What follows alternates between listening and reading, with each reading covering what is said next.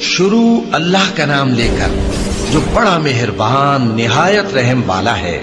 جب آسمان پھٹ جائے گا اور جب تارے جھڑ پڑیں گے اور جب سمندر ابل پڑیں گے اور جب قبریں اکھیڑ دی جائیں گی، تب ہر شخص معلوم کر لے گا کہ اس نے آگے کیا بھیجا تھا اور پیچھے کیا چھوڑا۔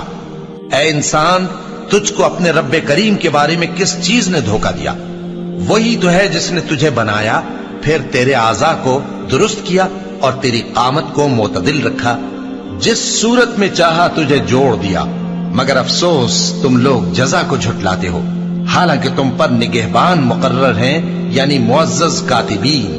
جو کچھ تم کرتے ہو وہ اسے جانتے ہیں۔ بے شک نیکوکار نعمتوں کی بہشت میں ہوں گے اور بدکردار دوزخ میں، یعنی جزا کے دن اس میں داخل ہوں گے اور اس سے چھپ نہیں سکیں گے۔